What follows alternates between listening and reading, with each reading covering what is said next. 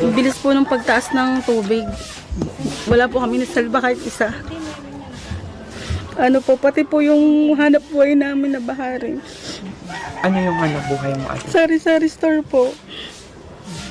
Inuna po namin yung mga bata.